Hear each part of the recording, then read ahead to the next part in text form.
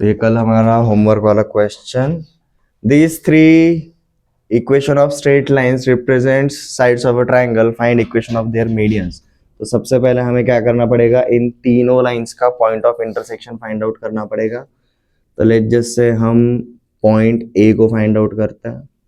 Point A मतलब हमारा कौन सा, पहले और दूसरे का पॉइंट ऑफ इंटरसेक्शन, मतलब x plus y minus 6 is equal to 0। Okay, इधर ही अप्लाई करते हैं, सीधा पॉइंट ए निकाल लेते हैं फॉर्मूले के हिसाब से।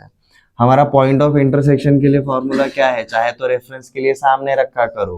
पहला वाला क्या रहता है जी, b1c2 minus c1b2 upon a1b2 minus b1a2 comma c1a2 minus a1c2 upon a1b2 minus b1a2। ये रेफरेंस के लिए सामने रखो एंड एट दैट मोमेंट उन दोनों इक्वेशंस के ऊपर बस ध्यान देना है। अब पॉइंट ए के लिए हमारा क्या आएगा जी, दोनों का डिनोमिनेटर सेम है, चाहे तो डिनोमिनेटर सबसे पहले कैलकुलेट कर लो। a1b2 minus 3 minus b1a2 minus 1। अब इसके ऊपर क्या है, b1c2 मतलब माइनस 2, ए प्रोडक्ट 6 3 जा 80। नेक्स्ट c1a2 मतलब minus 6 into 1 minus 6 minus of 1 into minus 2 plus 2। तो देखो ये हमें क्या मिल जाता है, minus 20 upon minus 4 plus 5, minus 4 upon minus 4 plus 1। Point B के लिए, पॉइंट बी मतलब first and third equation, first and third equation दोनों का डिनोमिनेटर सेम रहने वाला है। तो a1b2 minus b1a2, a1b2 minus 3 minus b1a2 minus 5। अब देखो x कोऑर्डिनेट के लिए क्या होता है, y से शुरुआत होती है, b1c2 1 इंटू 2 2 माइनस c1b2, ये देखो माइनस इंटू माइनस प्लस होने वाला है, ठीक है। तो 6 3 जा 18।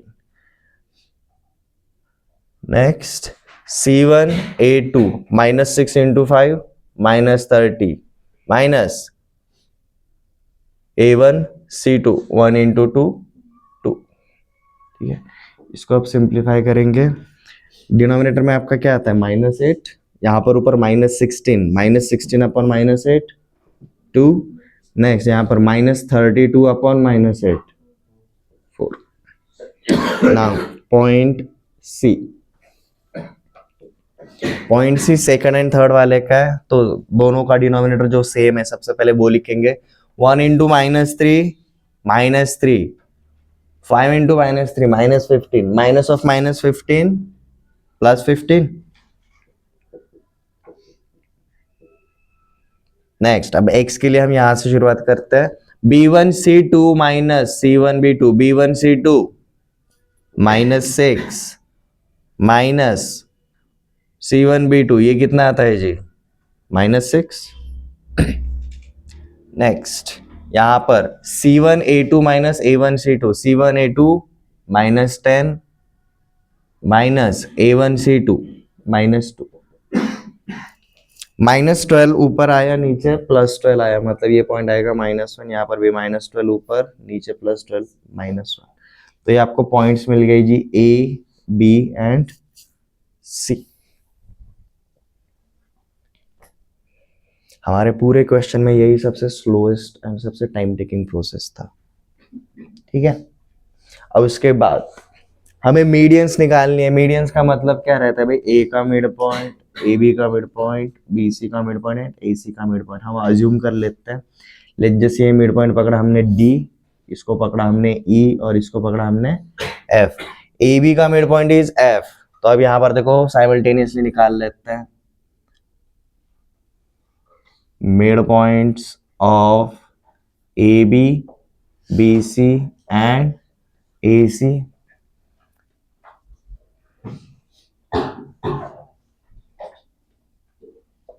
ए बी का मिड पॉइंट क्या है जी हमारा एफ है। तो मिड पॉइंट के लिए हम क्या करते हैं, हम जानते हैं ये क्या रहेगा जी हमारा x1 plus x2/2 and y1 plus y2/2। ये फॉर्मूला रहने वाला है हमारा हर मिड पॉइंट के लिए, बराबर है। m/n 1/1 होगा, तो mx2 plus nx1 upon m plus n, इस हिसाब से। तो सबसे पहले पॉइंट डी निकाल लेते हैं। डी किसका मिड पॉइंट है जी, बी सी का मिड पॉइंट है, तो सीधा बी सी के ऊपर फोकस करेंगे। बी एंड सी 2 - 1/2 4 - 1/2,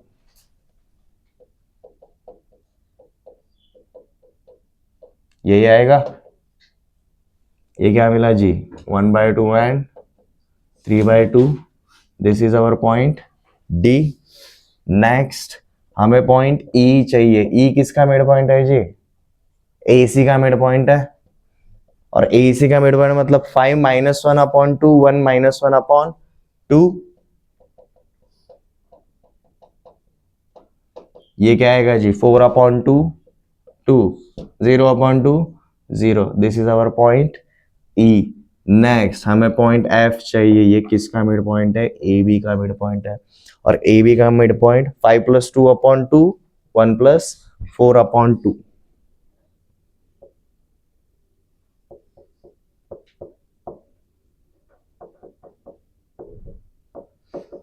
ये क्या आएगा हमारा 7/2 एंड 5/2। ये हो गया जी हमारा पॉइंट एफ। ये हो गया हमारा सेकंड पार्ट। अब हम आते हैं जी फॉर इक्वेशन ऑफ मीडियंस।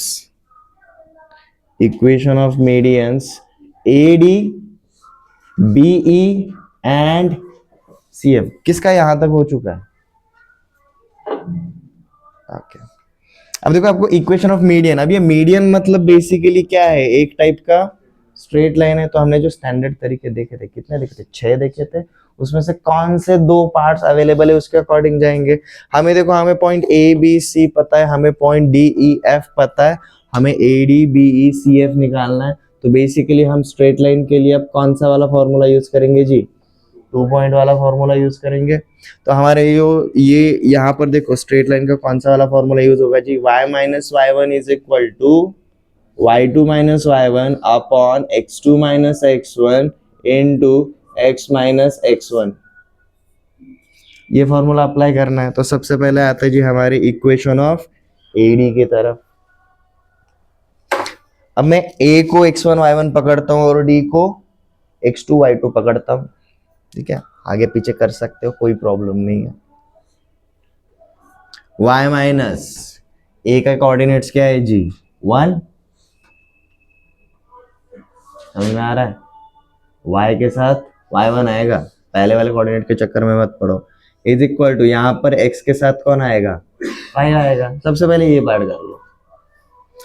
अब एंड में क्या रखना है जी, बीच वाला स्लोप डालना है, y2 - y1 upon x2 - x1। अब देखो ये ऊपर आगे पीछे कर सकते हो, y2 - y1 upon x2 - x1, या फिर y1 - y2 upon x1 - x2। क्योंकि देखो ना ऊपर अगर ऊपर और नीचे अगर मैंने नेगेटिव साइन से मल्टीप्लाई किया तो वही होगा, ठीक है।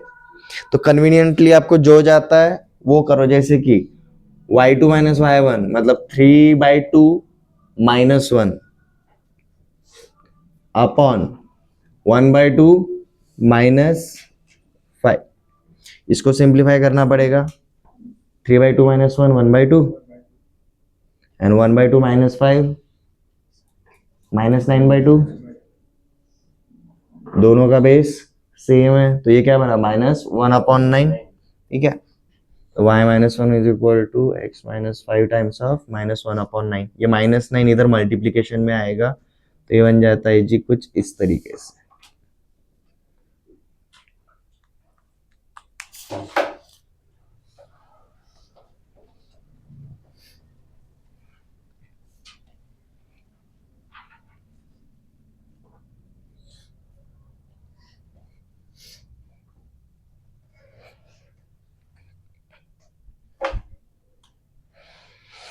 प्रोडक्ट करो जी, -9y + 1 is equal to x - 5। सब कुछ एक साइड पर लेकर आओ, यहाँ का -9y उधर जाएगा तो +9y। तो ये बन जाएगा ये हमारा equation of AD, x + 9y यहाँ का +1 इधर आएगा -1, -5 -1 -6 is equal to 0. This is our equation of AD.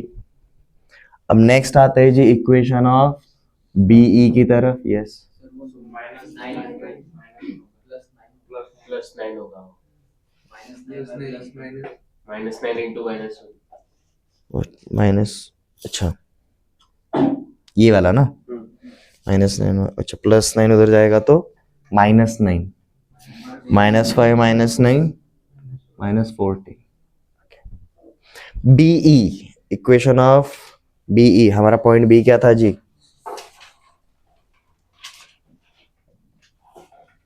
हमें ABC क्या मिले थे? A मिला था जी 5,1, B मिला था 2, -1 4, एंड C क्या मिला था जी? -1, -1 मिला था.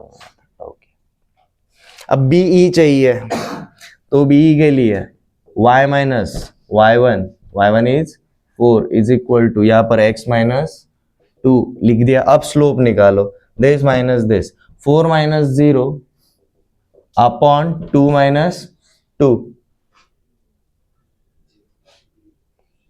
वर्टिकल लाइन है, वर्टिकल लाइन है, स्लोप इन्फिनिटी है, वर्टिकल लाइन.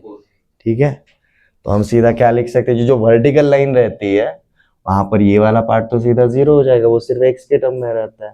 तो ये क्या हो जाएगा जी आपका x इज इक्वल टू 2. आप यहीं पे अटके होंगे B पे. नेक्स्ट आता है जी हमारा कौन सा मीडियन? तीसरा वाला मीडियन CF. इसके लिए देखना है, तो y माइनस y1 क्या हो जाएगा? y plus 1 is equal to slope multiplied with x plus 1. Slope क्या आएगा जी? इन दोनों का डिफरेंस. 5/2 -(-1 + 1), तो 5/2 + 1 मतलब 7/2 डिवाइडेड बाय 7/2 + 1 9/2. 2 कैंसिल हो गए, तो 7/9, 9 इधर जाएगा तो 9 multiplied with y plus 1 is equal to 7 multiplied with x plus 1. Expand करो, 9y plus 9 is equal to 7x plus 7. सब कुछ एक साइड पर लेकर आओ, इधर का उधर भेज दिया. 7x माइनस 9y, -9 उधर जाएगा, -9, तो -2 is equal to 0. This is our equation of CF.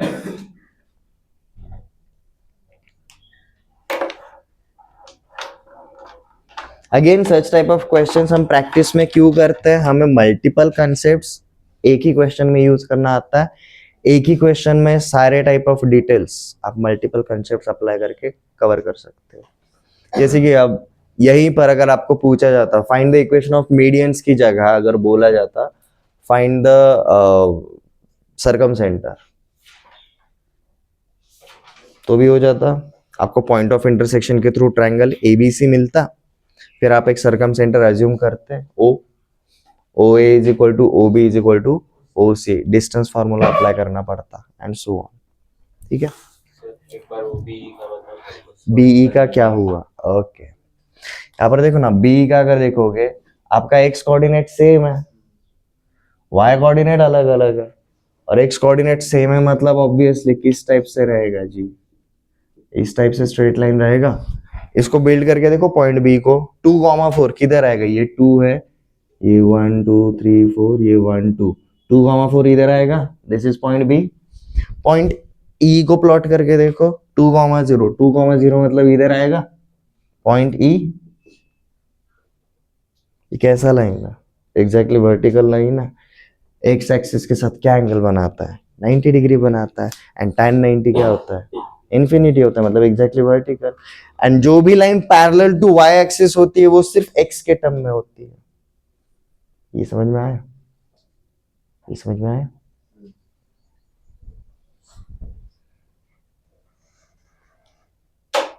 या फिर ऐसा आप करके चलो जी, यहां पर 2 - 2 आएगा. 2 - 2 क्या होता है? 0. उधर भेज दो तो ये सारा का सारा टर्म क्या हो जाएगा? 0. 4 - 0 क्या रहेगा? 4 रहेगा, multiplied with x - 2. 4 times of x - 2 0 कब होगा? जब x - 2 0 होगा, क्योंकि 4 के साथ मल्टीप्लाई 0 करना, मतलब 4 को इधर भेज दो, नहीं तो x - 2 इज इक्वल टू 0. अब x - 2 इज इक्वल टू 0 इसका मतलब क्या रहता है? x इज इक्वल टू 2 होता है. ठीक है, वो जीरो को नीचे रख के लाइक सर ये इन्फिनिटी हो गया, आप कैलकुलेशन कैसे करेंगे, इक्वालिटी है ना, दूसरे साइड पे भेज दो, नलीफाई कर दो।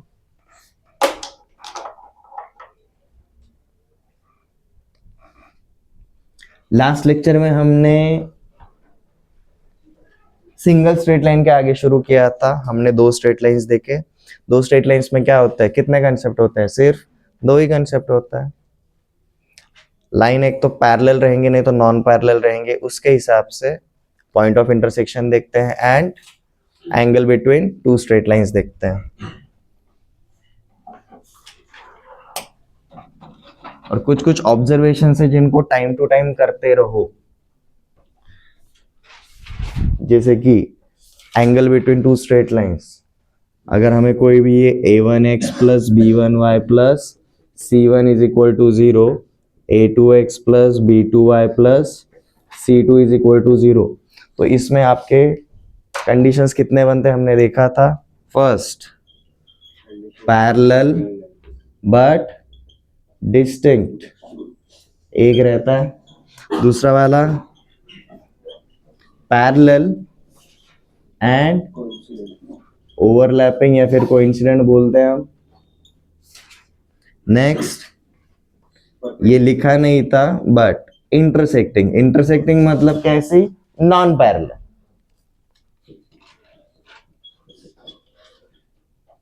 और स्पेशल कंडीशन हम क्या बोलेंगे जी, परपेंडिकुलर।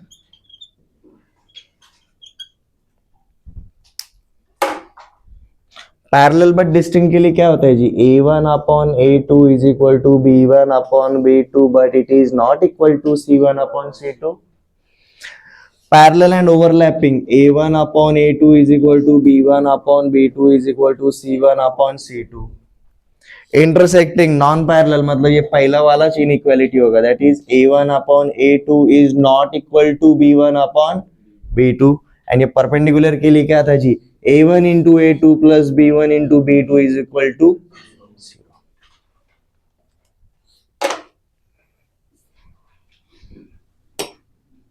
तो कोई भी दो स्ट्रेट लाइन जब दिए जाते हैं आपको चेकआउट करना है, आर दोस पैरेलल और नॉन पैरेलल। नॉन पैरेलल में भी स्पेशल परपेंडिकुलर। आज हम नेक्स्ट कंसेप्ट की तरफ चलेंगे। कल हमने दो लाइन्स एंड तीन लाइन्स का देखा। तीन लाइन्स के ऊपर कितना रहता है कंसेप्ट, एक ही रहता है। क्या पूछा जाता है, कॉनकरेंसी। और कॉनकरेंसी के लिए हमने सीधा एक कंडीशन देखा था, 3/3 का एक डिटर्मिनेंट है, वो अगर इक्वल टू 0 आता है तो हमारे तीनों लाइन्स कैसे रहेंगे, कॉनकरेंट रहेंगे। ठीक है, but again that condition if non zero आता है तो जो भी वैल्यू आता है non zero, it is not an area. ठीक है, जो 3 पॉइंट्स के लिए होता था। आज हम देखेंगे जी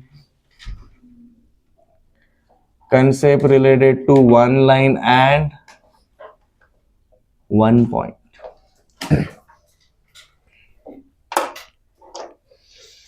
हमारा स्ट्रेट लाइन का जो इंडेक्स फॉर्मेट बनेगा ना, हेडलाइन फॉर्मेट, बहुत इंटरेस्टिंग बनने वाला है। रीजन बताता हूँ क्यों। आपके पास सारे कंसेप्ट रहेंगे बट वो मिक्स नहीं रहेंगे, वो सेग्रीगेटेड फॉर्मेट में रहेंगे। लाइक एक लाइन वाले कंसेप्ट, दो लाइन वाले कंसेप्ट, तीन लाइन वाले concept, one line one point वाले कंसेप्ट एंड सो ऑन। आज हम देखेंगे जी one line and one point. देखो, कंसेप्ट शुरू करने से पहले what are the possibilities that can happen when Cartesian plane is introduced with one line and one point. तो सबसे पहले हमने कार्टेशियन प्लेन बनाया, हमने एक स्ट्रेट लाइन ड्रॉ किया, कुछ भी रहे इसका इक्वेशन, लेट जैसे मैंने इसको लाइन L बोल दिया and this is my point P। इसके कोऑर्डिनेट्स है जी लेट जैसे x1, y1। अब ये रैंडम पॉइंट है, ये मूविंग पॉइंट है। दो ही केसेस हो सकते हैं, either this point belongs on straight line या फिर आउटसाइड ऑफ स्ट्रेट लाइन रहेगा। ये रिकॉग्नाइज करना बहुत इजी है। अगर ये x1 y1, अगर हमारा ये जो लाइन L है that is ax plus by plus c is equal to 0, अगर ये x1 y1 इस लाइन को अगर सेटिस्फाई करेगा तो हम क्या बोलेंगे, ये पॉइंट कैसा रहेगा, पॉइंट ऑनलाइन रहेगा। ठीक है, बट अगर ये x1 y1 अगर इसको सेटिस्फाई नहीं करते, मतलब ये इक्वल टू 0 अगर नहीं आएगा, तो हमारा पॉइंट क्या रहेगा? ऑफलाइन रहेगा। ये क्लियर है? ये क्लियर है? अब ऑनलाइन रहेगा तो ऑब्वियसली पॉइंट एंड लाइन के बीच में डिस्टेंस निकाल सकते हैं क्या? हाँ निकाल सकते हैं सर, इक्वल टू 0 है, ठीक है। बट अगर पॉइंट अगर आउटसाइड ऑफ लाइन रहा तो क्या होगा? What is the unique relation? अगर इस पॉइंट P से मैंने इस स्ट्रेट लाइन के ऊपर अगर एक परपेंडिकुलर ड्रॉ किया, ये परपेंडिकुलर कितने बनेंगे? एक ही बनेगा। और ये एक रहने की वजह से क्या होगा जी? काफी यूनिक रहेगा, ठीक है। तो हमें जब भी one point and one line आता है and if that point is outside of straight line, हमारा एक ही कंसेप्ट आता है, that is distance between point and a straight line. Online रहेगा तो सेटिस्फाई करेगा ही करेगा।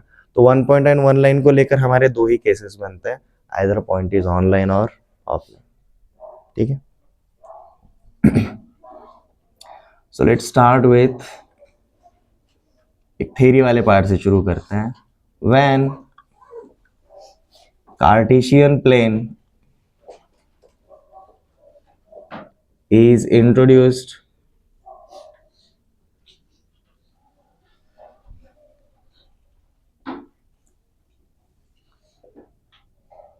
with single point and a straight line,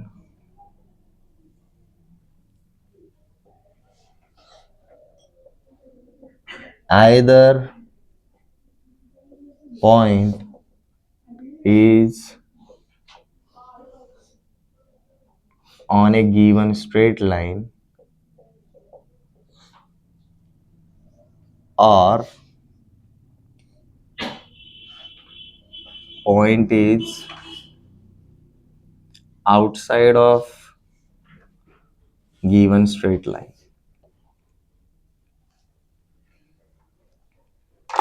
अब ये बताने की जरूरत है क्या? ये आइदर मतलब ये पहला वाला कंडीशन ये रहेगा और मतलब ये दूसरा वाला केस रहेगा। पहले वाला केस काफी स्पेशल होगा, पॉइंट लाइन के ऊपर रहना काफी स्पेशल केस है, क्योंकि देखो ना, प्लेन के ऊपर हमारे पास इन्फिनिट लाइंस रहते हैं, इन्फिनिट पॉइंट्स रहते हैं, उसमें से एक पर्टिकुलर लाइन के ऊपर एक पर्टिकुलर पॉइंट का बिलोंग करना काफी स्पेशल केस बन जाता है।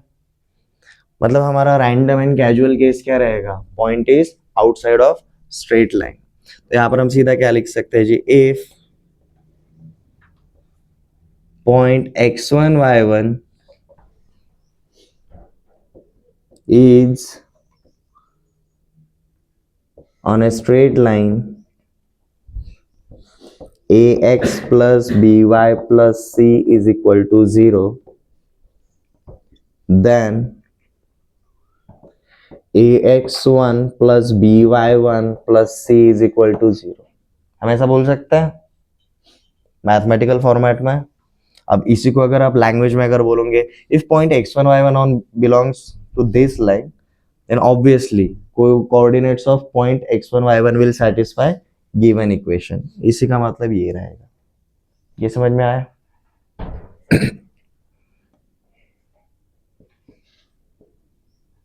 बट नहीं करते हैं, हमारे सीधे नेक्स्ट कंसेप्ट के ऊपर जा सकते हैं अब।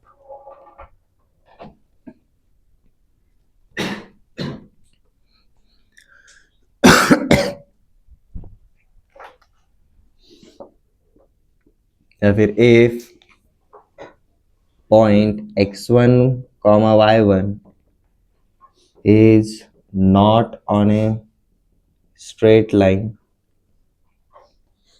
ax plus by plus c is equal to 0,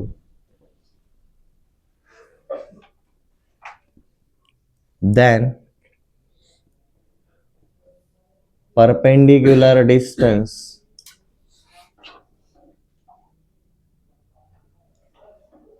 between straight line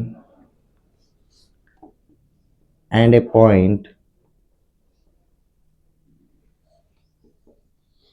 is a unique quantity।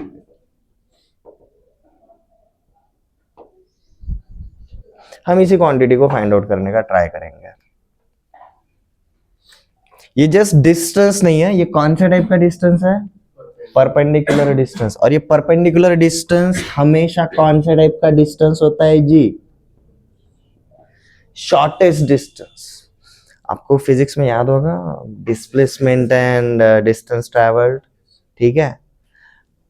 अगर ये मेरा पॉइंट है और ये पॉइंट बी है और यहाँ से लेकर यहाँ तक मैं अगर ऐसे घूम के गया, हमारा ये जो रहता है वो हमारा क्या बोलते हैं जी? This is our distance travelled. But हम डिस्प्लेसमेंट कैसा लेते हैं? शॉर्टेस्ट डिस्टेंस लेते हैं।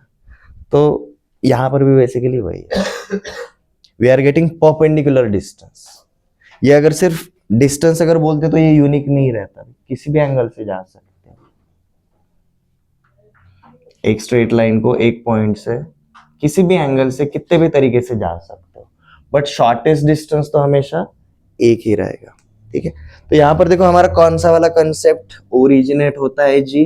Perpendicular distance between point and a line. Perpendicular distance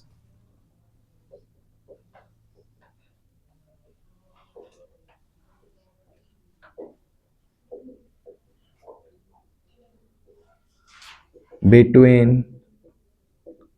point and a straight line।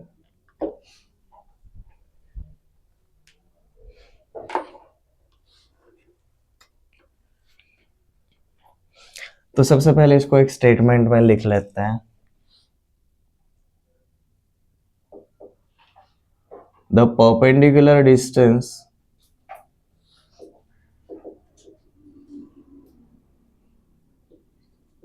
of a point x1 comma y1 from a straight line ax plus by plus c is equal to 0 is given by small d is equal to modulus of ax1 plus by1 plus c upon root over a square plus b square।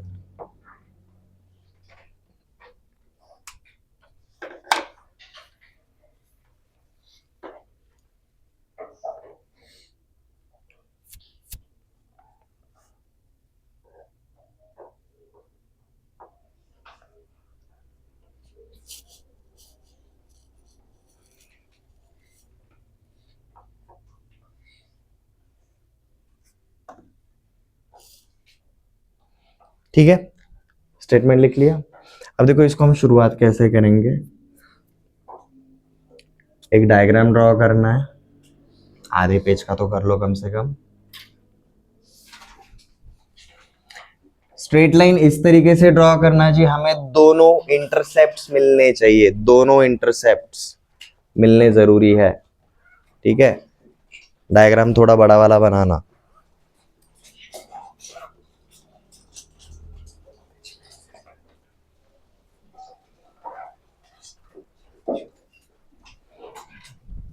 थोड़ा इधर बनाता हूं।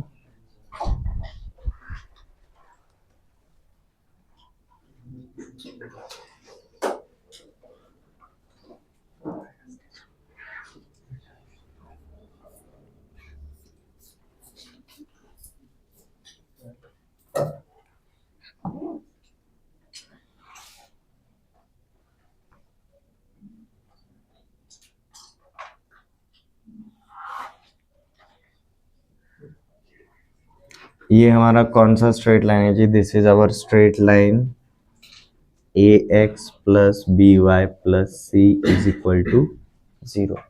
This line intersect x axis at point A and y axis at point B। तो देखो आपका OA and OB आपको क्या मिल जाते हैं? दो इंटरसेप्ट्स मिल जाते हैं। अब आते हैं जी हमारे मेन मुद्दे के ऊपर। हमारे x इंटरसेप्ट और y इंटरसेप्ट निकाल सकते हैं, हमें पता है, हमने निकाले थे। For ax plus B Y plus C हमारा x इंटरसेप्ट क्या रहता है जी? Minus C upon A, and हमारा y इंटरसेप्ट क्या रहता है जी? Minus C upon B. x intercept x axis पे है तो y कोऑर्डिनेट क्या रहेगा? 0 रहेगा। तो मतलब ये बेसिकली ये पॉइंट रहेगा।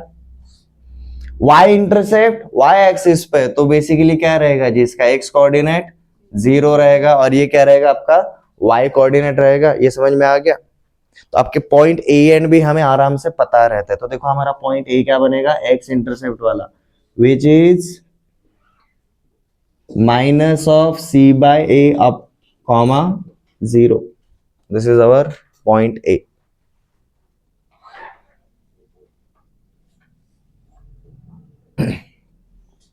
और हमारा पॉइंट बी क्या रहेगा जी, 0 comma minus C by B. This is our point B. देखो हमने स्ट्रेट लाइन तो कंस्ट्रक्ट कर लिया, अब हमें प्रमुख अतिथि कौन है, था अपने पॉइंट पी, उसको लेकर आता है। अब लेट जैसे हमने यहाँ पर रखा जी point P is given as x1 comma y1, ठीक है। अब हमें क्या कैलकुलेट करना है, पहले वो देख लेते हैं। हमें कैलकुलेट क्या करना है जी, पॉइंट पी से इस स्ट्रेट लाइन के ऊपर हमने क्या ड्रॉ किया जी, एक परपेंडिकुलर ड्रॉ किया। हमें ये फाइंड आउट करना है। लेट जैसे ये जो परपेंडिकुलर ड्रॉ किया उसको हमने पॉइंट को नाम दिया जी कैपिटल एम। साथ में और क्या कंस्ट्रक्शंस करने हैं जी, ध्यान देना आपको, ये पॉइंट बी एंड पी को कनेक्ट कर लो।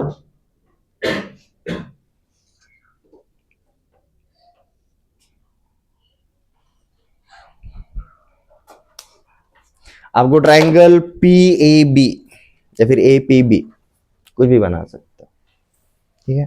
पहले ये डायग्राम ड्रॉ करो, फिर हम स्टेटमेंट वाइज शुरू करेंगे। क्या स्केल नहीं है, दूसरा पेन है तो एक पेन से दूसरे पेन को रख के स्ट्रेट लाइन मार।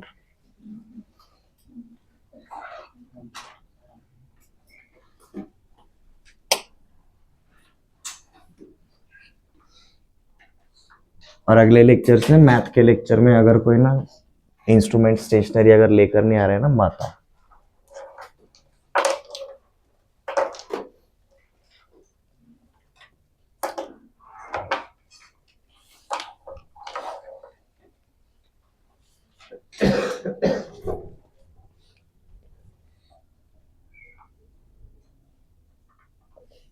तो देखो हमें जो ऊपर स्टेटमेंट दिया है, हम इसको प्रूफ करेंगे। भाई ये प्रूफ क्यों करना है, सीधा रट भी तो सकते हैं।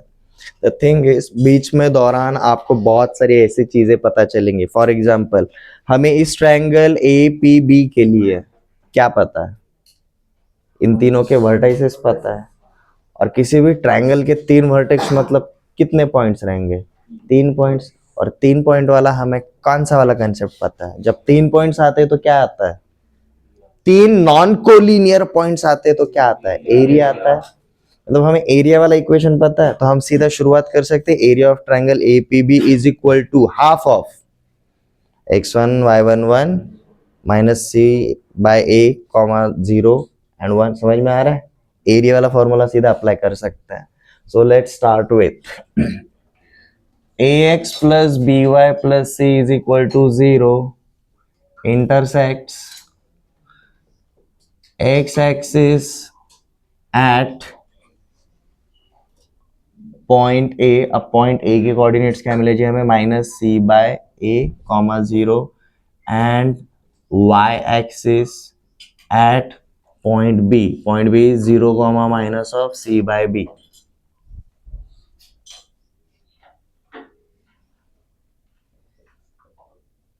Draw PM perpendicular on AB such that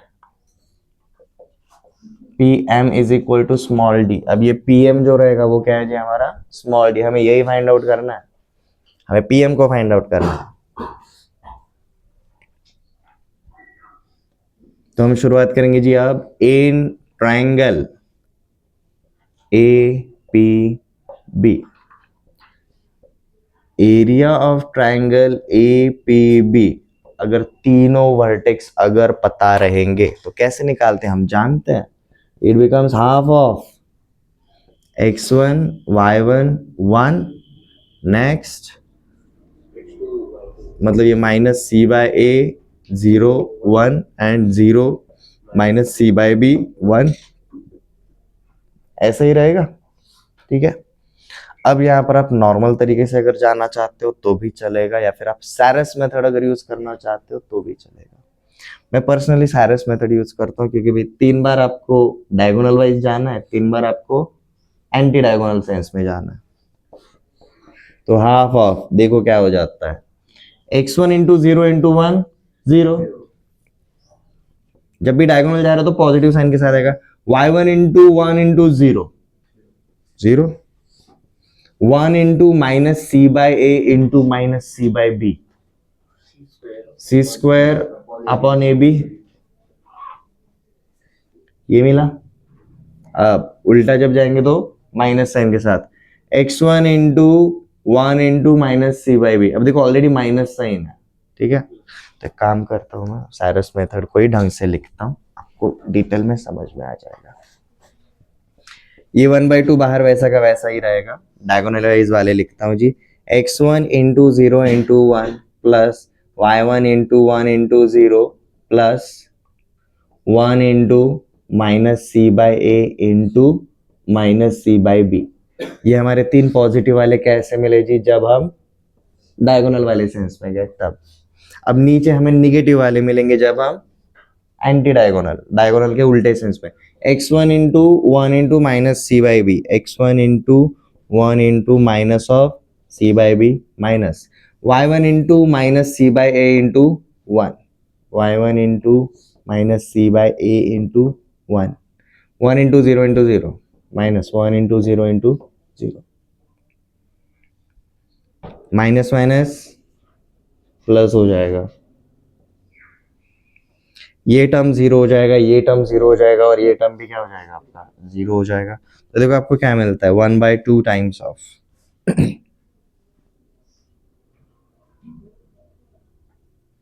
C square upon A B plus x1c upon B plus y1c upon A. कुछ इस तरीके से मिला everyone, everyone, everyone, okay. Let say हम इसको क्या पकड़ के चलेंगे जी, delta. This is our equation 1। कोई है जिसको यहां तक समझ में नहीं आया, क्लियर है। अब इसको इक्वेट करने के लिए अब वापस यहाँ पर आएंगे ट्रायंगल के ऊपर। ट्रायंगल का एरिया निकालने के हमें कितने तरीके पता है, 4 तरीके पता है। पहला वाला रहता है जी जो बचपन में सीखा था, half of base into height. ये 3 पॉइंट वाला तो अभी सीखा। हेरॉन्स फॉर्मूला एक और पता है, area of triangle half of A into B into sine of C by 2, sorry sine C. इस तरीके से देखा था। हमें एंगल नहीं पता तो हम यहाँ पर कौन सा वाला यूज करेंगे, half of base into height. उल्टा बोला, half of base into height. तो यहां तक इक्वेशन 1 को नोट कर लेना। अब आगे जाते हैं।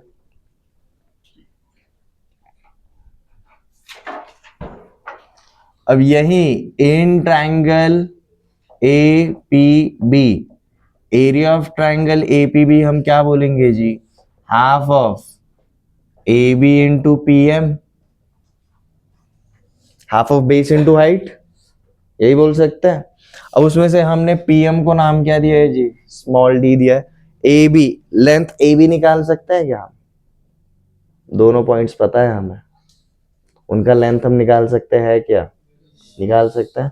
तो चलो करो क्विकली। तो ये क्या हो जाएगा आपका, half of length of A B बन जाएगा जी root over y2 minus y1 x2 minus x1 minus x2, कैसे भी जा सकते हो। x2 माइनस x1 तो C square upon A square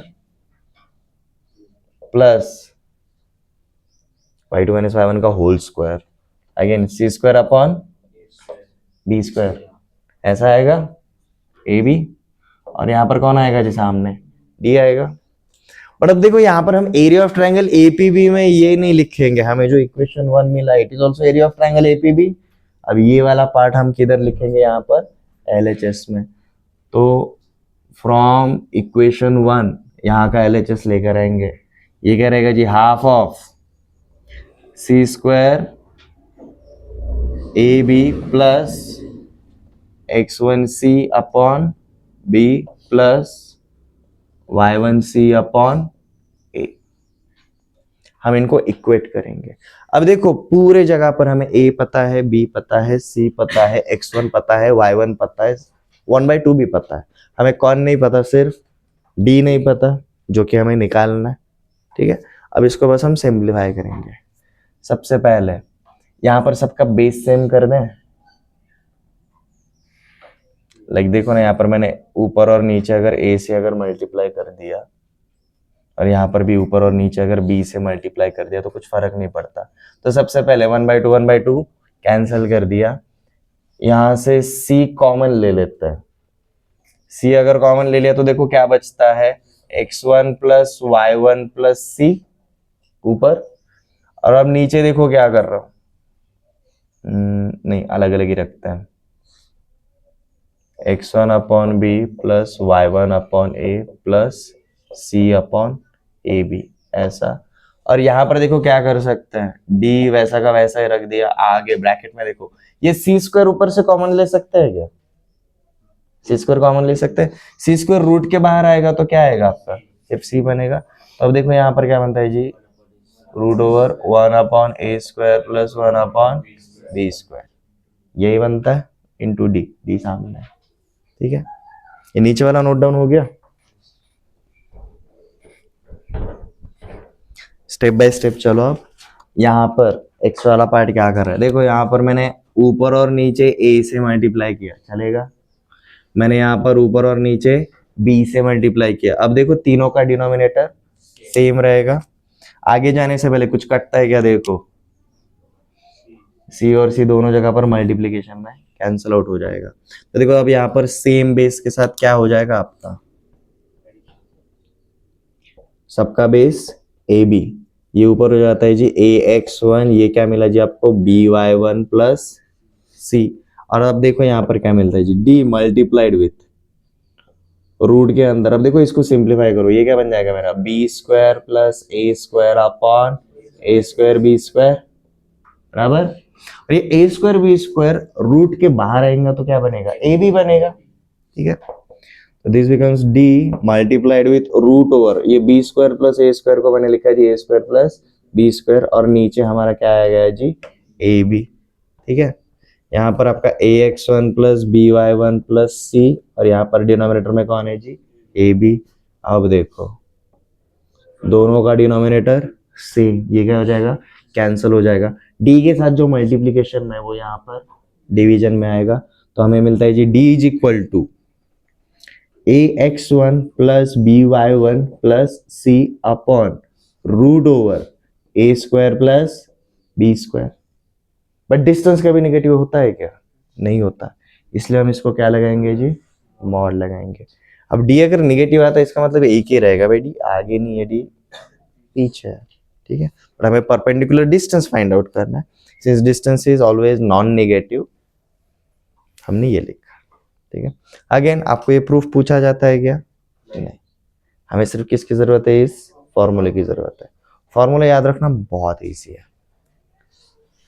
numerator में देखो कौन आता है, ax plus B Y plus C, वैसा का वैसा आता है। बस ये x और y की जगह पर किसको रखना है, x1 y1 को रखना है। और डिनोमिनेटर में कौन आएगा जी, root over A square plus B square. ये वही है जो परपेंडिकुलर फॉर्म के लिए हम डिवाइड करते थे, याद आ रहा है, परपेंडिकुलर फॉर्म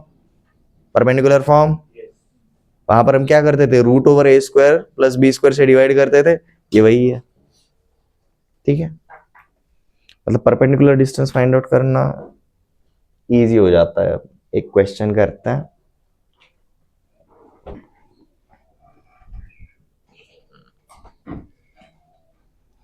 तो अगर आपको एक पॉइंट दूंगा x1 y1 और अगर एक स्ट्रेट लाइन दूंगा, आप perpendicular distance between point and line निकाल सकते हो। जैसे पॉइंट P दिया हुआ है G 4,8 एंड आपको स्ट्रेट लाइन इजी वाला देता हूं, x minus Y minus 3 is equal to 0।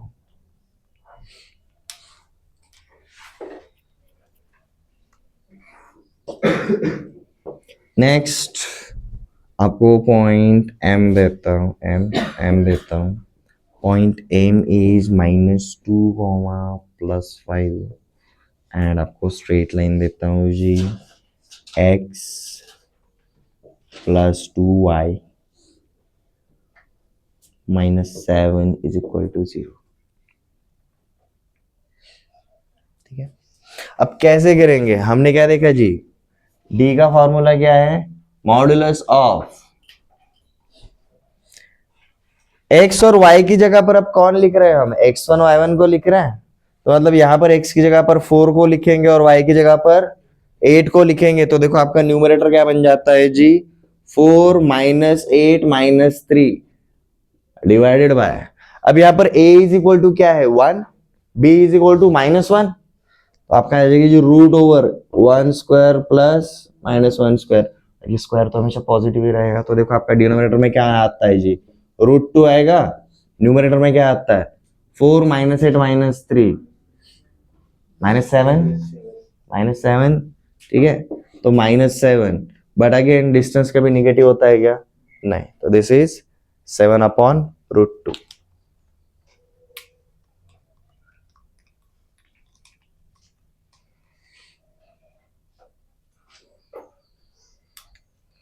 Next d is equal to क्या रहेगा जी, x और y की जगह पर अब कौन जाएंगे, ये दोनों पॉइंट जाएंगे, तो x की जगह पर -2 और y की जगह पर 5, मतलब ये आ जाएगा जी +2 times of 5 -7 divided by a क्या है 1, b क्या है 2, तो root over 1 square plus 2 square, देखो ये डिनोमिनेटर में क्या आएगा आपका √5, ऊपर क्या आता है +10 -7 +3 -2 +1 +1 1/√5।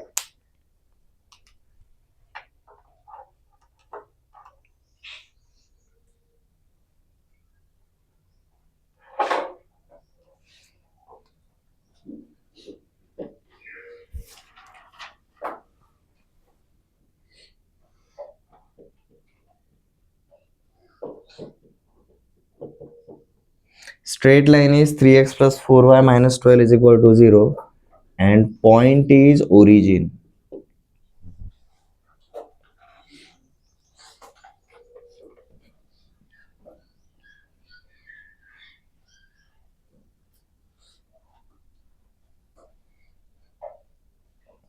अब ये थर्ड क्वेश्चन के लिए आपको काफी इंटरेस्टिंग आंसर मिलेगा, रीजन बताता हूं क्यों।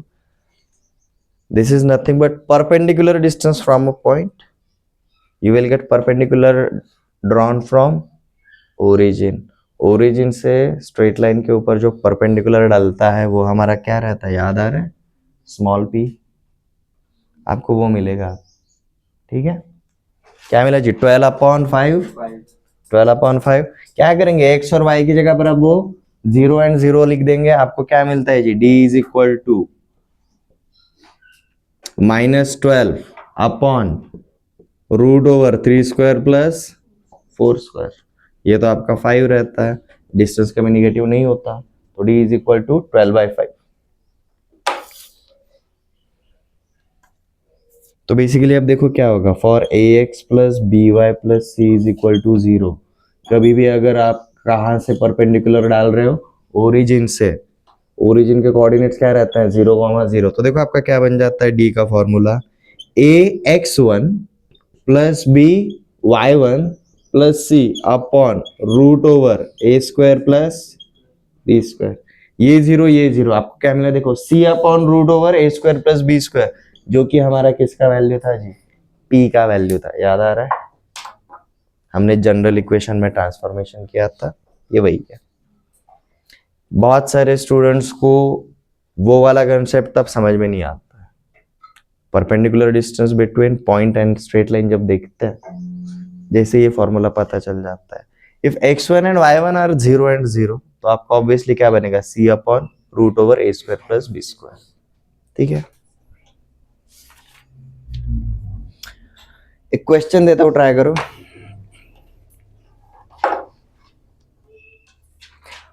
find the point on y-axis, find point on y-axis whose distance from straight line whose distance from straight line 4x minus 3y minus 12 is equal to 0 is 3 units. मतलब अब देखो ये question में क्या है, आपको स्मॉल डी दिया हुआ है, आपको A X plus B Y plus C is equal to 0 ये भी पार्ट दिया हुआ है, आपको अब वो कोऑर्डिनेट फाइंड आउट करना है। बट मजेदार बात, हमें क्या चाहिए जी, we need a point on Y axis, और वाई एक्सिस पे कौन जीरो होता है, एक्स जीरो रहता है। तो हमें जो पॉइंट चाहिए रहेगा वो सीधा क्या पकड़ के चलेंगे जी, let's just say that point is 0 comma K, यहीं से शुरुआत करेंगे, let that point is 0 comma K, ठीक है। अब मेरा सिंपल क्वेश्चन, ऐसे कितने पॉइंट्स मिलेंगे,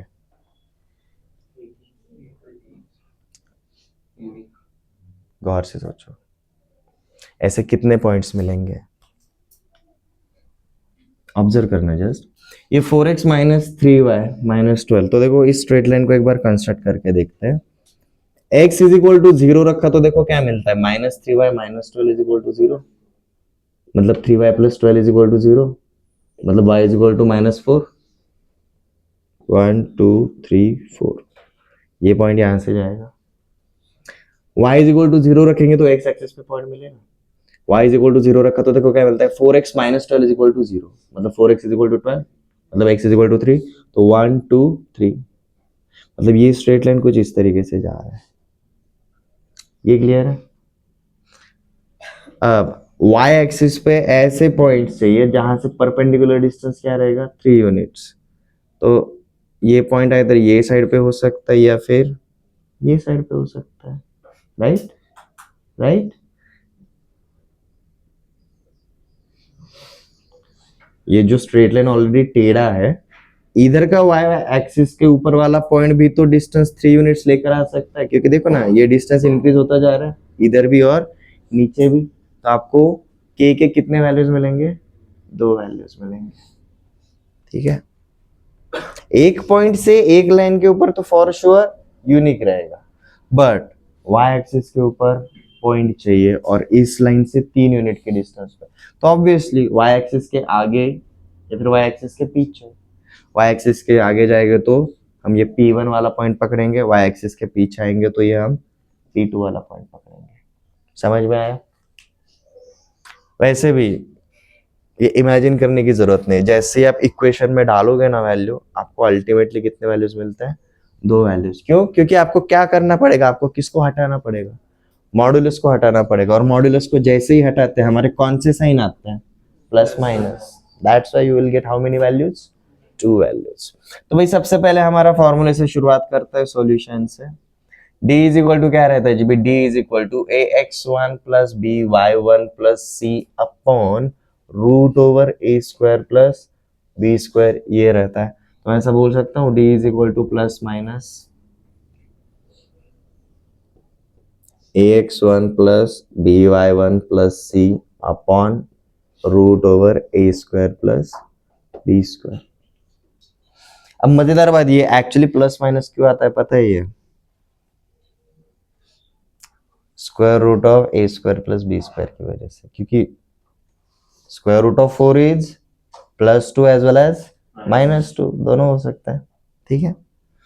तो अब यहां पर देखो, हम पॉइंट को अज्यूम क्या कर लेंगे जी, लेट पॉइंट जो y एक्सिस पे उसके कोऑर्डिनेट्स क्या है जी, 0 कॉमा के, तो x1 की जगह पर 0 और y1 की जगह पर k रखो, आपको क्या मिलता है, d is equal to 3 units for plus minus a multiplied with 0 plus b multiplied with k plus c upon root over A square plus B square. हमें स्ट्रेट लाइन पता है ना, चलो इसी को यूज कर लेते हैं। आप प्लस माइनस ये 0 हो जाएगा, b का वैल्यू क्या है -3, तो -3k, और c का value is -12 upon root over A square plus B square, मतलब 4 स्क्वायर प्लस -3 का स्क्वायर, ये अल्टीमेटली 5 आने वाला है। तो देखो आपको क्या मिलता है यहाँ पर, एक बार पॉजिटिव साइन इंट्रोड्यूस करो, एक बार निगेटिव साइन इंट्रोड्यूस करो,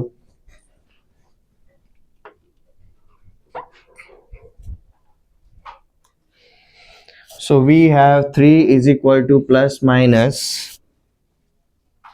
3k minus 12 upon 5.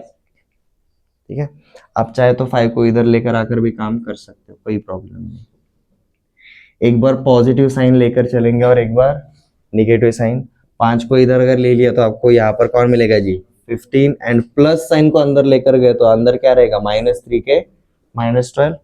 Negative sign लेंगे तो यहाँ पर 15 और माइनस साइन अंदर इंट्रोड्यूस करेंगे तो 3k प्लस 12। यहाँ का माइनस 12 इधर आएगा तो plus 12, 27 is equal to minus 3k। तो k का वैल्यू क्या मिला जी आपको -9। नेक्स्ट प्लस 12 इधर आएगा तो -12, तो 3 is equal to 3k। k का वैल्यू क्या मिला जी आपको 1। तो हमें 2 पॉइंट्स मिलेंगे। हमारे 2 पॉइंट्स करेंगे जी 0,1 एंड 0,-9।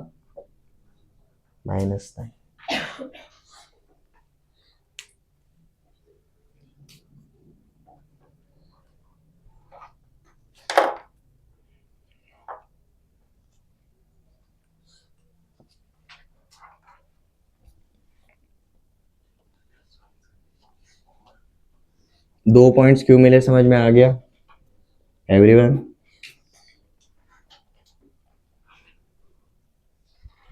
अब रहता है कि सर ये छोटा सा कंसेप्ट बस इतना ही काम का है क्या? नहीं, distance between two parallel lines भी इसकी मदद से हम सॉल्व कर सकते हैं।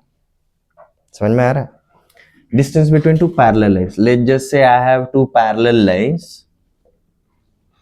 इसका रहेगा जी ax plus B Y plus C one is equal to 0 एंड ax plus B Y plus C two is equal to, देखो स्लोप सेम है इसलिए मैंने, देखो इसका स्लोप क्या रहेगा minus of a by B, इसका भी slope minus of a by B. अगर दोनों लाइन अगर पैरेलल है तो स्लोप भी सेम होना चाहिए, ठीक है। बट अलग अलग है, डिस्टिंक्ट है, इसलिए C1 और C2 अलग अलग रहेंगे। आपको कभी कभी ये सेम कंसेप्ट किसके लिए पूछा जाता है जी, find the distance between two parallel lines. तो हम क्या करते हैं सेम चीज, किसी भी एक पॉइंट एक लाइन के ऊपर क्या पकड़ के चलेंगे, पॉइंट P पकड़ के चलेंगे और इसका डिस्टेंस किससे निकालेंगे, दूसरे लाइन से। समझ में आया? समझ में आया? किसी भी स्ट्रेट लाइन के ऊपर एक पॉइंट पकड़ के चलो और उसका perpendicular distance from another line निकालो, तो हम क्या कर सकते हैं जी, perpendicular distance between two parallel lines. तो वो वाला एक छोटा सा पार्ट देखते हैं इसी के under, distance between two parallel lines.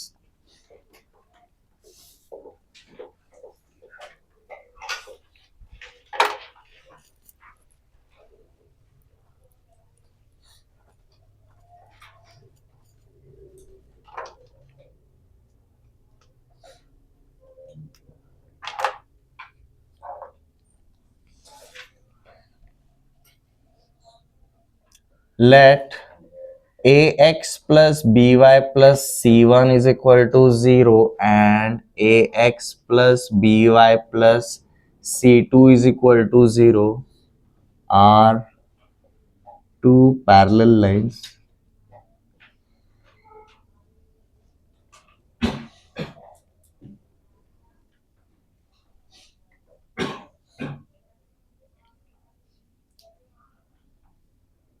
Then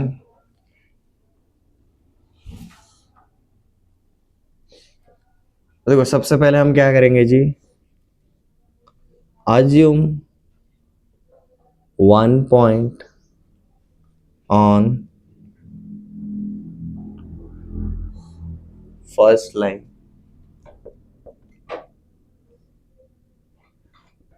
and second find small d from that point onto second line.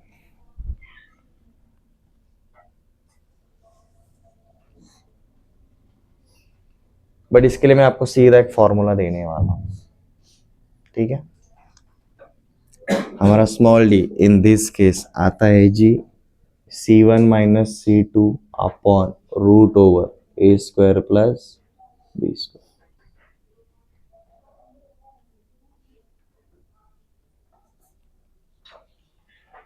C1 minus C2 upon A square plus B square. ठीक है.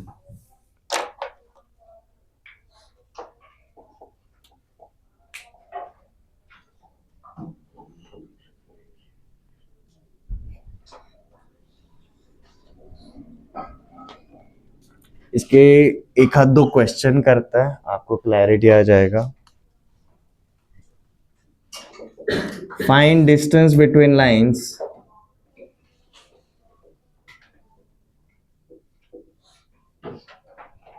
Number 1, x minus Y minus 3 is equal to, x minus Y इतना easy वाला नहीं लेते हैं. 4x minus 3y plus 12 is equal to 0 and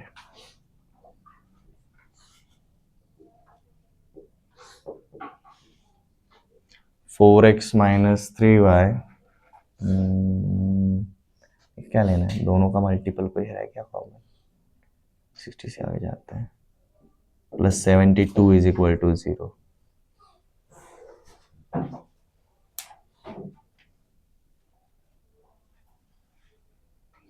सबसे पहले observe करना हमारे इस सेटअप के साथ ये मैच होता है कि नहीं.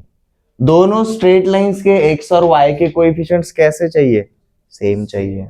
सेम है क्या? हाँ वही है. तो फॉर श्योर ये दोनों किस टाइप के लाइंस है जी? पैरेलल लाइंस है.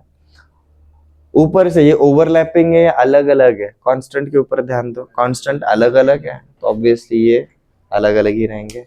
अब इनके लिए सीधा हम क्या अप्लाई कर सकते हैं जी? Small d is equal to C1 minus C2 upon root over A square plus B square. ठीक है, ये अप्लाई करके देखो क्या मिलता है आपको. 72 minus 12 upon root over 4 square plus 3 square. आपको क्या मिलता है? 60 upon 5. How many units is the distance? 12 units. ठीक है, अब ये शॉर्टकट वाला तरीका. बट हमें सब्जेक्टिव के लिए इस मेथड से जाना पड़ता है 11th-12th के. तो वहां पर क्या करेंगे जी भाई? Assume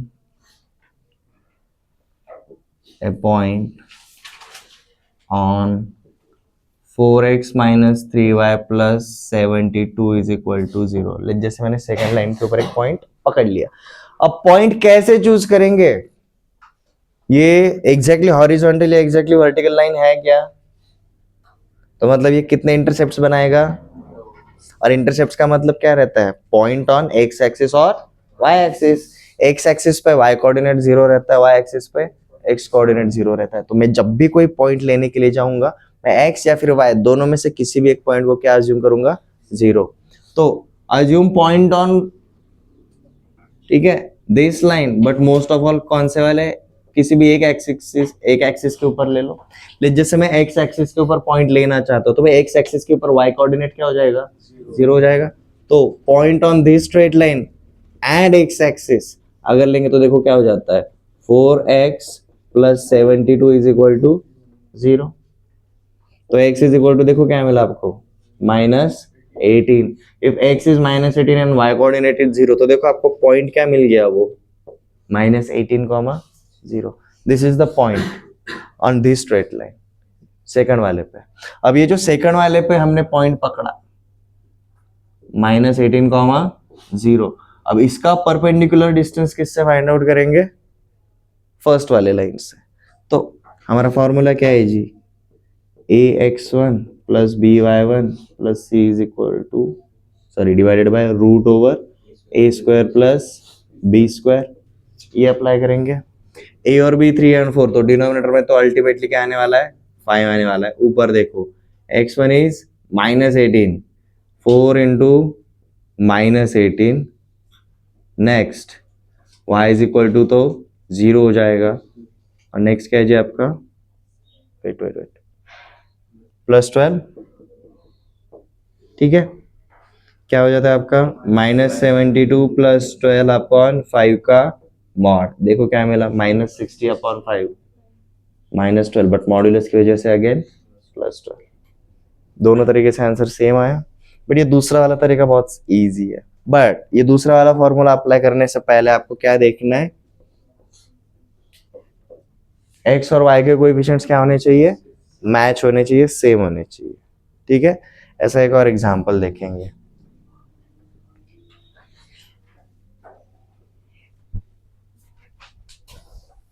Hmm.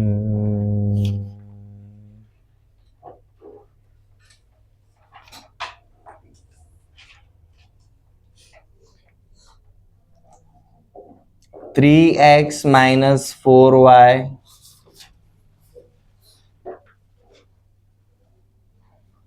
plus 36 is equal to 0 and 6x - 8y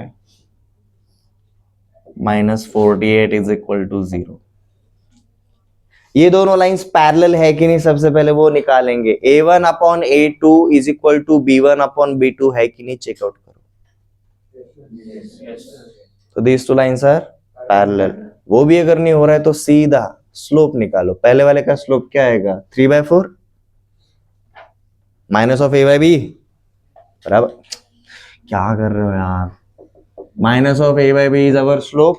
पहले का स्लोप क्या है 3/4, दूसरे का स्लोप क्या है 6/8 विच इज अगेन 3/4, मतलब दोनों का स्लोप सेम है। या फिर सीधा क्या करना है, रेशियो ले लो 3/6 -4/-8, तो these two lines are parallel. ठीक है, अब यहां पर ना हमें पहले वाले तरीके से जाना पड़ेगा, यहां पर सीधा दूसरे वाले तरीके से नहीं जा सकते। क्यों नहीं जा सकते, एक्स और वाई के कोएफिशिएंट्स मैच हो रहे हैं क्या, नहीं हो रहा है। तो अब हम यहाँ पर क्या करेंगे जी, देखो यस हाँ, तो वही तो करना है ना, वही करना है। ठीक है, यहाँ पर 2 से डिवाइड कर देंगे तो क्या जगह मेरा 3x - 4y - 24 is equal to 0। तो हम ये ऊपर वाले इक्वेशन के साथ नहीं खेलेंगे, हम नीचे वाले इक्वेशन के साथ। तो पैरेलल लाइंस के बीच में अगर ये फॉर्मूला अगर अप्लाई करना है, आपका ए और बी मैच होना चाहिए, coefficient of X and Y match होने चाहिए। पहले वाला इक्वेशन नहीं होता था, बट अब ये वाला होगा।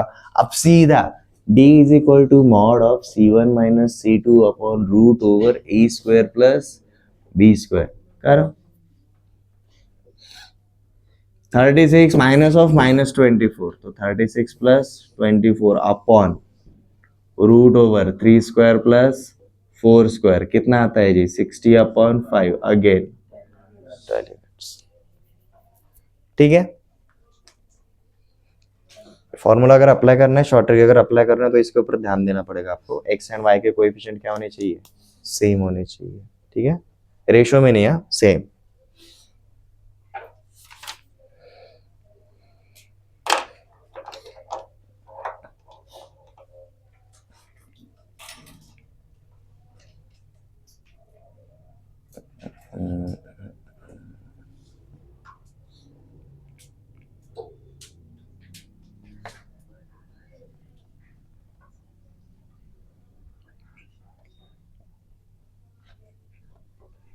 इसका एक और क्वेश्चन करता है, find equation of straight line, find equation of straight line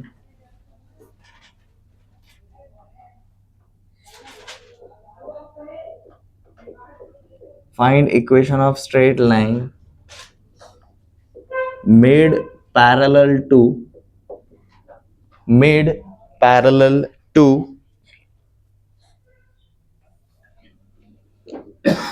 5x - 2y - 9 is equal to 0 and 5x - 2y plus 11 is equal to 0। ये दोनों लाइंस पैरेलल है। अब इस क्वेश्चन का मतलब क्या पहले वो समझ लो। Let's just say this is line 5x - 2y plus 11 is equal to 0 और ये नीचे वाला है जी 5x - 2y minus 9 is equal to 0। Mid parallel का मतलब क्या रहता है जी, ऐसा लाइन जो इन दोनों के बीच से इन दोनों को पैरेलल और कोई भी परपेंडिकुलर अगर ड्रॉ करेंगे इन दोनों के बीच में, that any point on this straight line will act as a mid point. मतलब समझ में आ गया? ये एग्जैक्टली इससे जितना दूरी बनाती है इससे भी उतना ही दूरी बनाती है, मिड पैरेलल। समझ में आया? We have already two given straight lines जो फुल वाले हैं, डॉटेड वाला हमें फाइंड आउट करना है। तो जो नॉर्मल वाले लाइन है वो गिवन है, उनका मिड पैरेलल लाइन मतलब ऐसा बीच वाला लाइन जिसका स्लोप इन दोनों से मैच होगा। बट अगेन ये दोनों स्ट्रेट लाइन से उसका डिस्टेंस क्या रहेगा? सेम रहेगा, इक्वल रहेगा। ये समझ में आ गया एवरीवन? अब हम क्या जानते हैं, इक्वेशन ऑफ पैरेलल लाइन क्या रहेगा? 5x minus 2y plus lambda is equal to 0। मतलब हमें कौन फाइंड आउट करना है? बस लैम्बडा फाइंड आउट करना है। ये समझ में आ गया? ओके, क्वेश्चन समझ में आएगा? क्वेश्चन का मतलब जब तक पता नहीं चलेगा हम आगे नहीं जा सकते। तो इसको हम अप्रोच कैसे करेंगे? कैसे करेंगे? कैसे करेंगे? कैसे करेंगे?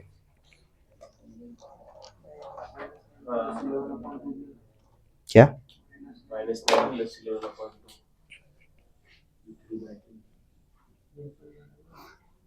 आपको बस डिस्टेंस मिलेगा तब, डिस्टेंस मिलेगा तब। तो लेट जैसे हम अज्यूम क्या करते हैं जी, लेट 5x minus 2y plus lambda equal to 0 is required लाइन। अगर ये रिक्वायर्ड लाइन है तो इस लाइन के ऊपर जो भी पॉइंट रहेगा उसका पहले वाले लाइन से डिस्टेंस भी वही रहेगा जो दूसरे वाले लाइन से डिस्टेंस रहेगा। तो इसके ऊपर हमें पॉइंट अज्यूम करना पड़ेगा। समझ में आया? और इसके ऊपर पॉइंट जैसे अज्यूम करेंगे सिर्फ इस लाइन के ऊपर करेंगे क्या? नहीं, कोई भी एक एक्सिस ले लेंगे, आइदर एक्स एक्सिस वाला पॉइंट ले लो या फिर वाई एक्सिस वाला। ये बार कुछ अलग करता है। Assume point on this straight line and कौन से एक्सिस पे जाएंगे अब? Y axis. वाई एक्सिस पे कौन जीरो होता है? एक्स जीरो रहता है। तो इसके और इसके बीच में point of intersection on Y axis कैसे मिलेंगे जी? -2y plus lambda is equal to 0। इसका मतलब क्या रहेगा जी? y इज इक्वल टू क्या मिलेगा हमें? लैम्बडा बाय 2 मिलेगा। y एक्सिस पे x कोऑर्डिनेट 0 रहता है, तो point on this line and y axis हमें क्या मिलेगा जी? 0, लैम्बडा बाय 2 मिलेगा। ये पता चला? This point is on required line. But ये रिक्वायर्ड लाइन कैसा है? This required line is equidistant from both lines. तो ये पॉइंट भी इक्विडिस्टेंट फ्रॉम बोथ पॉइंट्स रहेगा। ये समझ में आ गया? ये समझ में आ गया? तो हम क्या बोल सकते हैं? Point 0, lambda by 2 is equidistant from, हमारा पहला वाला लाइन कौन सा है? 5x minus 2y minus 9 is equal to 0 and 5x minus 2y plus 11 is equal to 0। और अगर ये इक्विडिस्टेंट रहेंगे तो distance from this line and distance from this line is same. तो भाई let just say that distance is d। यहां पर क्या आएगा जी? x की जगह पर हम 0 रखेंगे, y की जगह पर लैम्बडा बाय 2 रखेंगे एंड डिवाइडेड बाय √5² + 2² करने वाला है। ठीक है, तो देखो क्या बन जाता है यहाँ पर 5 × 0 -2 times of lambda by 2 -9 upon √5² - 2²। ये साइड पे उधर क्या होगा जी? अगेन ये 0, लैम्बडा बाय 2 इधर रखेंगे तो 5 × 0 -2 times of lambda by 2 plus 11 divided by √5² + -2 का स्क्वायर। अगर d is equal to this and d is equal to that तो फर्स्ट एंड थर्ड को कंपेयर कर सकते हैं। दोनों का डिनोमिनेटर सेम है तो कैंसल आउट हो जाएगा, कट जाएगा। तो देखो आपका ये वाला पार्ट और ये वाला पार्ट क्या हो जाएगा? कैंसल हो जाएगा। हमें सिर्फ ऊपर ध्यान देना है। अब देखो क्या मिलता है हमें? 2 कैंसल, यहां पर भी 2 कैंसल, माइनस लैम्बडा -9 -λ -λ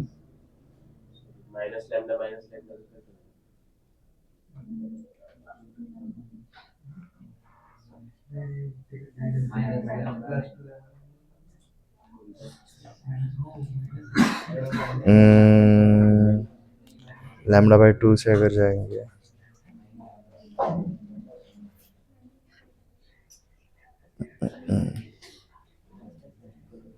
तो मिड पॉइंट पे मिल जाएगा ना, इक्विटी स्टार्ट। नहीं, लैम्डा के किसी भी वैल्यू के लिए तो ये करेगा ही करेगा, नहीं बट किसी भी वैल्यू के लिए नहीं करेगा, हमें लैम्डा एलिमिनेट नहीं होना चाहिए ना। This is equal to lambda by 2, 5 minus 0, this is equal to 0, 5 0,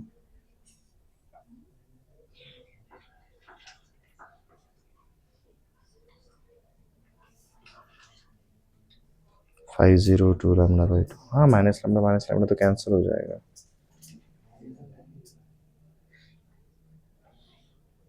distance भी नहीं होगा कैलकुलेट। क्वेश्चन में और कुछ भी बना लगे क्या?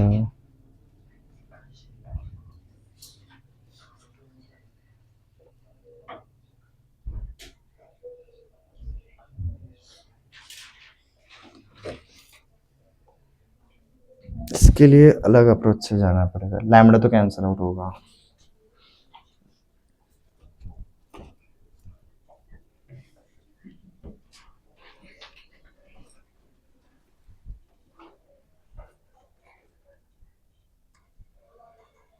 Mid parallel to,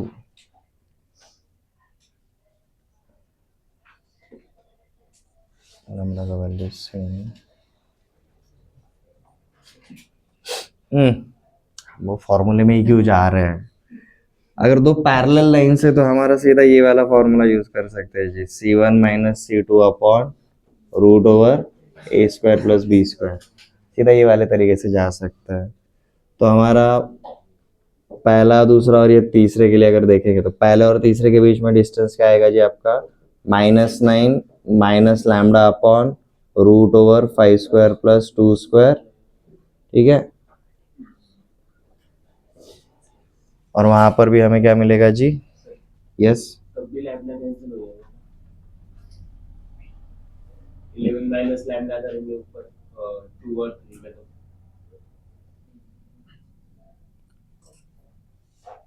C1 minus C2 से भी ऐसा बोल सकते हो लैम्डा की हर एक वैल्यू एक्सेप्ट -9 और +11 नहीं नहीं, satisfy करेगी। हर एक पॉइंट नहीं होगा ना बट लैम्डा का हर एक वैल्यू मतलब इनका फैमिली ऑफ स्ट्रेट लाइन मिलेगा, फिर वो हर एक नहीं होता। C1 माइनस C2 ना, ओ ऐसा करना पड़ेगा हमें। ये अगर पकड़ के चलो जी, ऊपर +11 वाला है, नीचे -9 वाला है और यहाँ पर बीच में आपका प्लस लैम्डा वाला है, तो C1 C2 and next time C1 C2 लेना पड़ेगा, सेम सेंस में लेना पड़ेगा। तो जैसे कि अगर पहले वाले कंपेयर करेंगे तो हमारा आएगा जी, हमारा C1 माइनस C2 मतलब 11 minus lambda upon root over 5 square plus 2 square, और नेक्स्ट टाइम पे क्या आएगा जी हमारा, lambda plus 9 upon root over 5 square plus 2 square. अब नहीं होगा कैंसिल, हमारा लास्ट कैलकुलेशन में भी यही हुआ था, थोड़ा सा मिस्टेक, ठीक है, क्योंकि ये मिड मिड साइड पे ना। तो देखो ना, इधर से अगर ये डिस्टेंस इधर निकाल रहे हो, इधर से ये डिस्टेंस इधर निकाल रहे हो, डायरेक्शन चेंज हो रहा है। तो हमें पिछले वाले क्वेश्चन में मतलब जो कैलकुलेशन हमने इरेज किया, वहां पर एक जगह पर प्लस लेना चाहिए था, दूसरी जगह पर माइनस लेना चाहिए था, क्योंकि हमारा डायरेक्शन चेंज हो गया। या फिर ऐसे किया तो भी चल जाएगा। अब देखो क्या मिलेगा आपको, ये दोनों अगर इक्वल है तो इसका मतलब 11 minus lambda is equal to lambda plus 9। अब होगा सॉल्व, क्या आएगा, 2 lambda is equal to 11 minus 9, lambda is equal to 1, lambda is equal to. अब इसको करने का सबसे सस्ता तरीका देखना है, सबसे सस्ता वाला तरीका, इन दोनों का मिड पॉइंट निकालो, कांस्टेंट का मिड पॉइंट निकालो, ठीक है।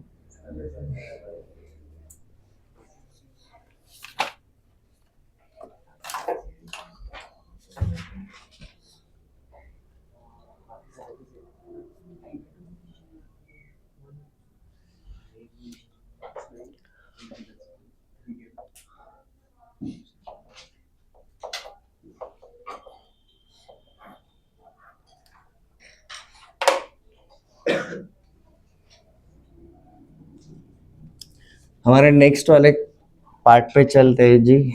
नाउ कार्टेशियन प्लेन के ऊपर हम क्या लेकर आएंगे जी, one line and two points. देखो हमारे हर केस, सॉरी हर एक नंबर ऑफ एलिमेंट्स के साथ आपके मल्टीपल केसेस बनते हैं, ठीक है। जैसे single point and single line के लिए हमने क्या देखा था जी, आइदर पॉइंट लाइन के ऊपर है, ऑनलाइन है या फिर ऑफलाइन है। यहाँ पर क्या होगा, लेट जैसे दोनों पॉइंट बाहर ही है, लेट जस्ट से अज्यूम कर लेते हैं, उसमें भी दो केसेस बन जाएंगे। अगर मेरा एक लाइन एंड दो पॉइंट अगर रहेंगे, दोनों के दोनों पॉइंट क्या हो सकता है जी, same side of straight line हो सकता है, या फिर दूसरा वाला तरीका क्या हो सकता है जी, दोनों के दोनों points are on opposite side of straight line, ठीक है। अब same side and opposite side पे होने की वजह से फर्क क्या पड़ता है वो अंडरस्टैंड कर लो। अगर सेम साइड पे अगर रहेंगे, let's just say these two points are on same side, तो देखो इन दोनों पॉइंट्स को कनेक्ट करने के बाद जो लाइन जाएगा, ये जो let's just say these two points R P and Q, और ये स्ट्रेट लाइन के साथ जो कनेक्ट होता है आर, हमेशा बोल सकते हैं आर पी क्यू को कैसे डिवाइड कर रहा है, एक्सटर्नली। और अगर अपोजिट साइड पे रहेंगे, यहाँ पर पॉइंट P है और यहाँ पर पॉइंट Q है, और P और Q को अगर मैंने कनेक्ट कर दिया और यहाँ पर अगर ये R is the point of intersection of line segment PQ and straight line, तो यहाँ पर R लाइन सेगमेंट PQ को कैसे डिवाइड कर रहा है, इंटरनली, ठीक है। ये क्लियर है। तो बेसिकली हमें क्या पूछा जाता है, when two points and one line are present on Cartesian plane, whether these two points are on same side of a straight line or opposite side of a straight line। ये समझ में आया। इसको सॉल्व करने का सबसे simple तरीका है, हमारा जो प्रीवियस कंसेप्ट था ना परपेंडिकुलर डिस्टेंस, वो अप्लाई कर दो विदाउट मॉडुलस। समझ में आया, परपेंडिकुलर डिस्टेंस अप्लाई करना है जी विदाउट मॉडुलस, विदाउट मॉडुलस। अब मॉडुलस हटाने की वजह से क्या होगा जी, आपको पॉजिटिव या फिर निगेटिव मिलेंगे, वो फिल्टर लगा के वैसे के वैसे ही रहने दो, ठीक है। अगर दोनों के दोनों पॉजिटिव या फिर दोनों के दोनों निगेटिव मिले, इसका मतलब दोनों के दोनों सेम साइड पे है। बट एक पॉजिटिव और एक निगेटिव मिला मतलब अपोजिट साइड पे। समझ में आया। सेम साइड पे रहेंगे तो क्या होगा, देखो ना, यहां से ये डिस्टेंस हमने सेम डायरेक्शन में निकाला, इसलिए एक तो दोनों के दोनों पॉजिटिव आएंगे या फिर दोनों के दोनों नेगेटिव आएंगे। बट अब यहाँ पर देखो परपेंडिकुलर डिस्टेंस हमने कैसे निकाला, अपोजिट सेंस में निकाला, P से स्ट्रेट लाइन के ऊपर, Q से स्ट्रेट लाइन के ऊपर, same direction same sign same side, opposite direction opposite signs, मतलब अगर ये पॉजिटिव रहेगा तो ये निगेटिव, ये पॉजिटिव रहेगा तो ये negative, opposite side on opposite side. ये समझ में आया। ये रफ आइडिया, इसको हम प्रूफ करते हुए नहीं बैठते, सीधा हम बिल्ड करते हैं, कैसे वो देख लो। इनके ऊपर एक ही कंसेप्ट आता है, उस कंसेप्ट को हम बोलते हैं जी position of points with respect to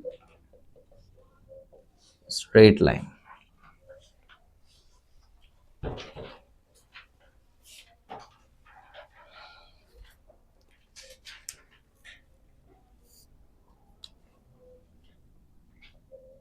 So let point P x1 comma y1 and point Q x2 comma y2 and ax plus by plus c is equal to 0 is a straight line on Cartesian plane।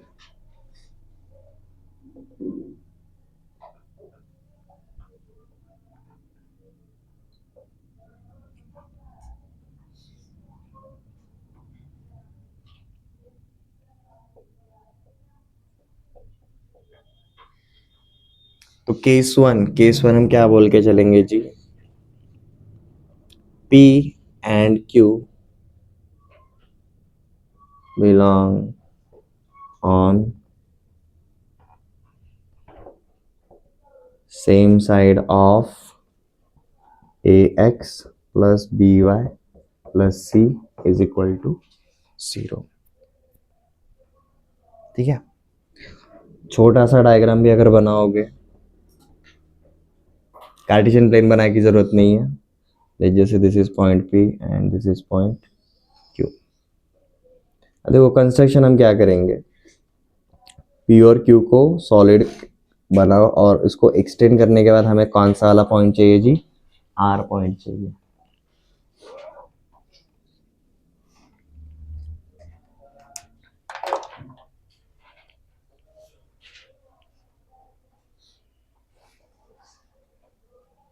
ठीक है,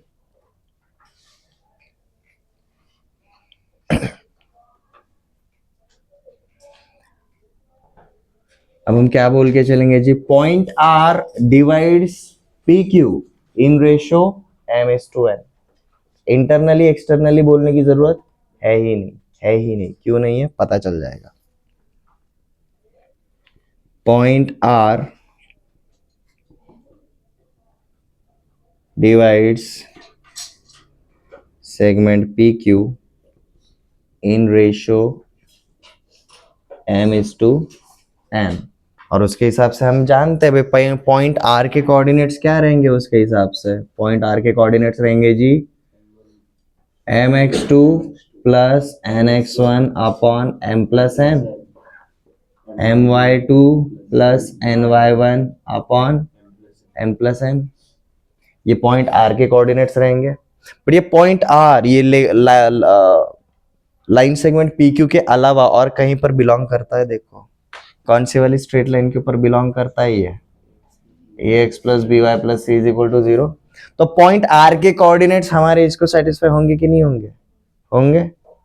लेकर चलो, यहां पर अब x की जगह पर ये लिखना है और y की जगह पर ये लिखना है।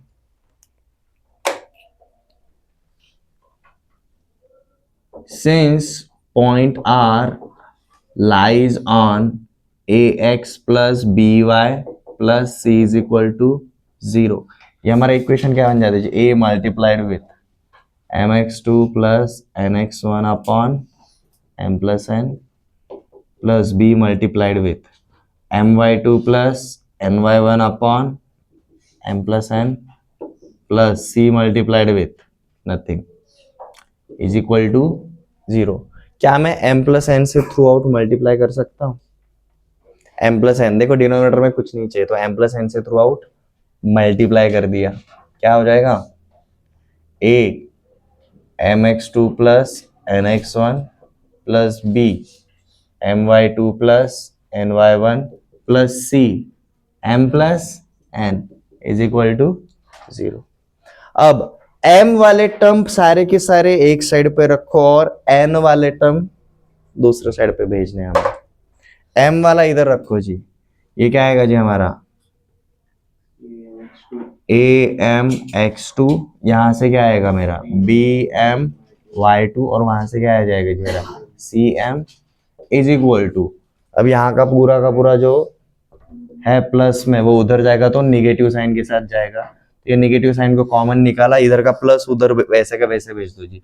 ए एन एक्स वन, यहाँ पर क्या मिलेगा जी बी एन वाई वन और यहाँ पर सी एन। ठीक है, अब क्या करना है जी, देखो वहां से एन कॉमन निकालो और यहाँ से एम कॉमन निकालो। तो एम कॉमन अगर लिया तो क्या बचता है जी A X two plus B Y two plus C, वहां से अगर n अगर कॉमन निकालो तो क्या बचता है जी A X one plus B Y one plus C. हमने m is to N ratio assume किया था, बराबर है, तो हमें यही रेशो चाहिए। ये m is to N, n इधर लेकर आओ तो देखो क्या बन जाता है m upon n is equal to minus of A X one plus B Y one plus C divided by A X two plus B Y two plus, ये क्लियर है, ये क्लियर है।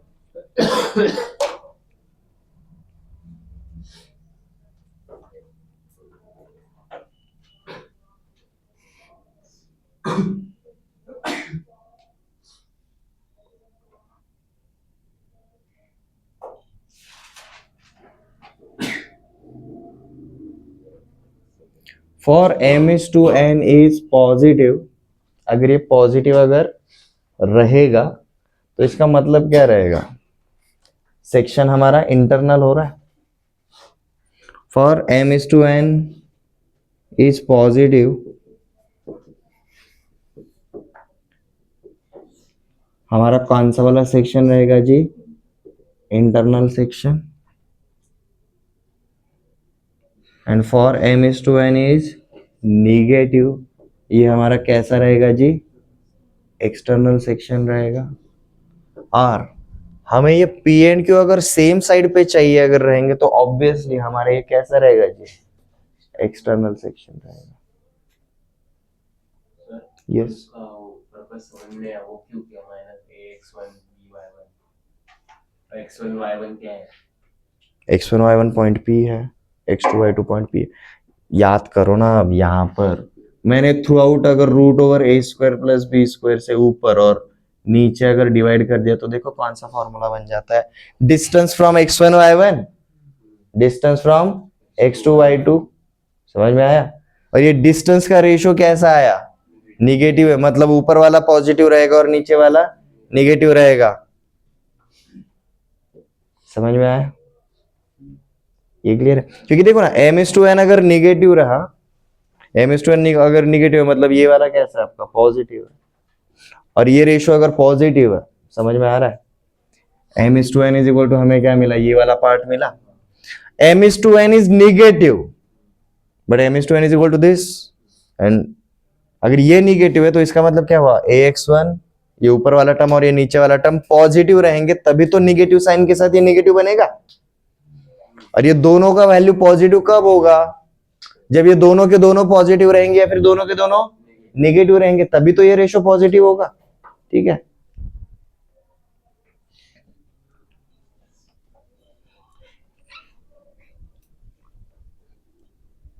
तो जैसे ही ये अंडरस्टैंडिंग लिखा हम यहां से सीधा कहेंगे इफ की नहीं, हम सिंस से शुरुआत करेंगे.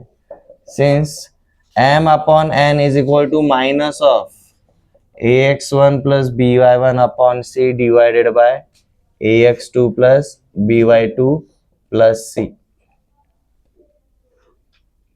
ठीक है. m is to n is negative, इसका मतलब क्या रहेगा, means ax1 plus by1 plus c upon ax2 plus by1 plus c, this is less than 0. m is to n is negative मतलब less than 0. and if LHS is less than 0 and LHS is equal to RHS मतलब RHS is also less than 0. ये समझ में आया. Minus sign से multiply करेंगे तो क्या हो जाएगा, ax1 plus by1 plus c upon ax2 plus by2 plus c. Minus sign पे हम जानते हैं क्या होता है, इनइक्वालिटी पलटी मारता है. एवरीवन याद आ रहा है. और ये रेशियो अगर पॉजिटिव अगर चाहिए रहेगा तो क्या होगा, आइदर बोथ आर निगेटिव और बोथ आर पॉजिटिव. तो बेसिकली हम क्या बोलेंगे, ये स्ट्रेट लाइन के अंदर x1 y1 डाल के देखो और x2 y2 डाल के देखो, दोनों का अगर सेम साइन है, दोनों का अगर सेम साइन है तो दोनों के दोनों सेम साइड पे आते हैं. ये समझ में आया. ठीक है. तो यहां पर क्या बोलेंगे जी, it means ax1 plus by1 plus c and ax2 plus by2 plus c have same sign. क्योंकि देखो ना, अब x1 y1 पता रहेंगे तो ये कांस्टेंट वैल्यू मिलेगा, वेरिएबल के साथ वाला वैल्यू नहीं मिलेगा. ठीक है. इसके क्वेश्चन करने वाले, सो डोंट वरी. सेकंड वाले केस पे चलेंगे. If m is to n is positive तब क्या होता है.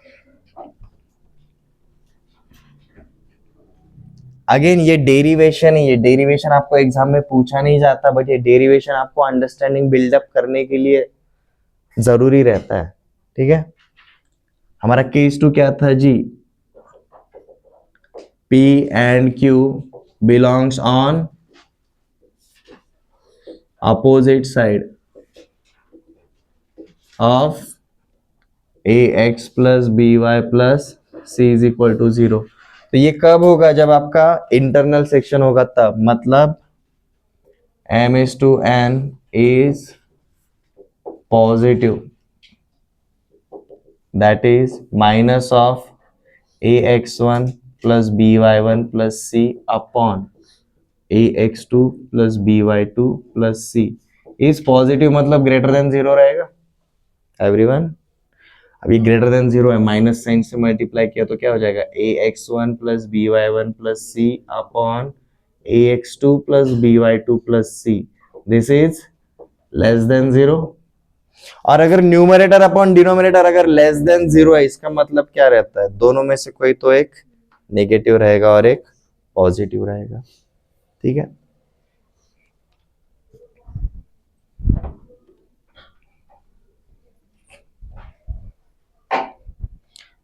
तो हम यहां पर क्या बोलते हैं जी?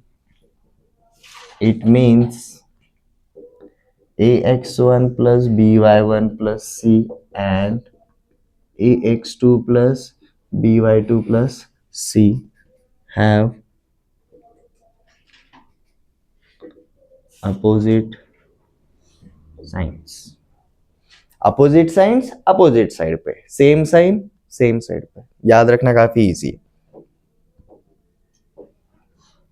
तो अगर मैंने point P and point Q and अगर आपको एक स्ट्रेट लाइन अगर दिया, तो आप बता सकते हो कि वो दोनों पॉइंट्स उस लाइन के सेम साइड पे है या अपोजिट साइड पे, ठीक है।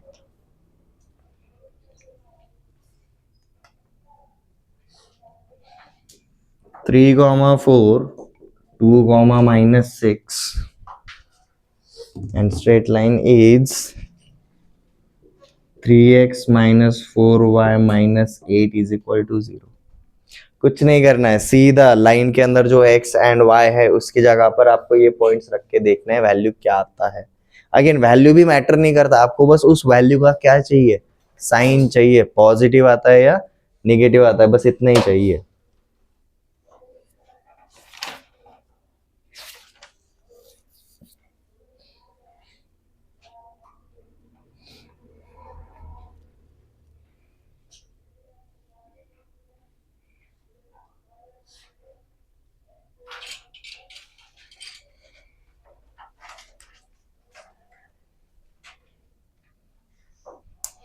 आया जी किसी को answer?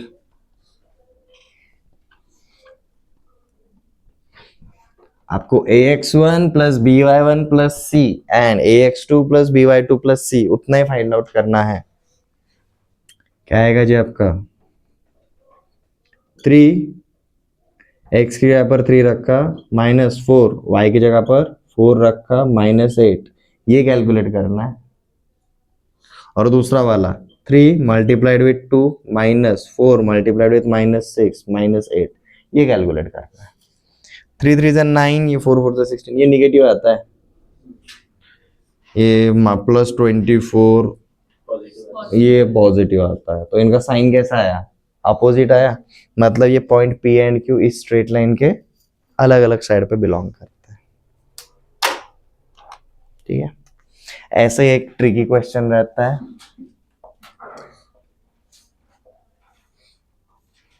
Among points 1,1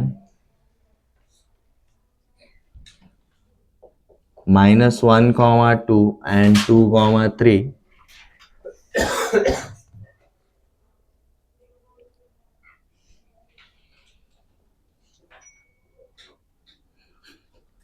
which one lies on same side as origin for line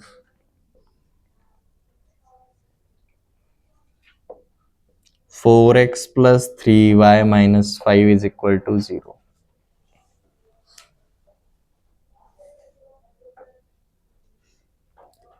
ये तीनों पॉइंट्स में से जैसे इन 3 पॉइंट्स को हम क्या पकड़ के चलते हैं जी, point A, point B and point C. ये तीनों पॉइंट्स में से which one lies on same side as origin? इस लाइन के रिस्पेक्ट में ओरिजिन जिस साइड पे है उसी साइड पे ए, बी और सी में से एग्जैक्टली कौन सा पॉइंट बिलोंग करता है। तो सबसे पहले हमें क्या पता होना चाहिए, ओरिजिन कहां पर बिलोंग करता है। ठीक है, ओरिजिन जहां पर भी बिलोंग करता है वहां पर कैसा वैल्यू आता है वो कैसे पहचानेंगे। ओरिजिन के कोऑर्डिनेट्स क्या रहते हैं, 0,0 डाल के देखो, 0 0, आपको वैल्यू क्या मिलता है, -5, मतलब निगेटिव। तो ये पॉइंट्स डालने के बाद जो भी निगेटिव वैल्यू लेकर आएगा वो ओरिजिन वाले साइड पे रहेगा, जो पॉजिटिव वैल्यू लेकर आएगा वो अपोजिट टू ओरिजिन वाला साइड। मतलब ये स्ट्रेट लाइन कुछ ऐसा रहेगा, देखो आपका ओरिजिन कुछ ऐसा है, कुछ पॉइंट्स इधर रहेंगे, कुछ पॉइंट्स इधर रहेंगे एंड सो ऑन। समझ में आया। ओरिजिन जिस साइड पे हमें कैसा वैल्यू मिल रहा है, निगेटिव, मतलब पॉजिटिव मिला तो इस स्ट्रेट लाइन के दूसरे वाले बाजू रहेंगे। ये समझ में आया एवरीवन।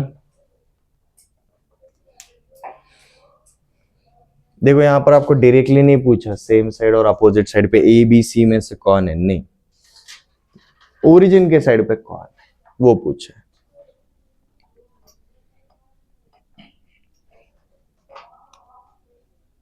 तो इस क्वेश्चन को सॉल्व करते टाइम में हमें ओरिजिन के साइड पे कैसा साइन आता है वो देखना रहेगा।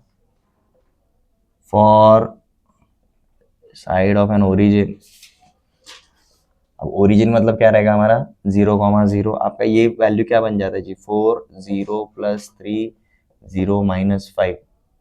ठीक है, ये क्या आता है जी, -5 विच इज लेस देन 0। ठीक है, तो for the side of origin हमें सारे के सारे वैल्यूज कैसे आने चाहिए, लेस देन 0 और निगेटिव बोल सकते हैं। तो एक एक पॉइंट के लिए चेकआउट करो। पॉइंट ए 1,1 पुट करके देखो जी, 4 × 1 + 3 × 1 -5, ये कैसा आता है, 2 आता है। 4 + 3 7, 7 - 5 2, 2 इज ग्रेटर देन 0। तो ये सेम साइड पे रहेगा क्या, नहीं, हमें ये चाहिए। फॉर पॉइंट बी -1,2, 4 × -1 + 3 × 2 -5, ये कैसा आता है, -4 -5 -9, -9 + 6 -3 विच इज लेस देन 0। तो हमारा पॉइंट बी ओरिजिन के साइड पे आएगा। पॉइंट सी 2,3, 4 × 2 3 × 3 -5 8 9, ये 17 - 5 क्या मिला जी, 12 विच इज ग्रेटर देन 0। तो ये सेम साइड पे नहीं होगा। तो हमारा सिर्फ कौन सा पॉइंट ओरिजिन वाले साइड पर, पॉइंट बी। समझ में आया। ओके, कल हम इसी के आगे कंटिन्यू करेंगे। आज हमने क्या देखा, 1.1 लाइन, 2 पॉइंट्स 1 लाइन। ठीक है, हमारे अब कंसेप्ट्स बहुत कम बचे हैं, हमारे 1 या 2 लेक्चर में पूरा चैप्टर कंप्लीट हो जाएगा स्ट्रेट लाइन का।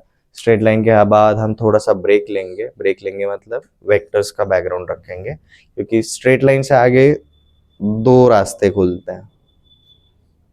Either we can go for conic section और we can go for vector, but vector जरूरी रहता है, वेक्टर के बगैर हम 3D में जा ही नहीं सकते। ठीक है,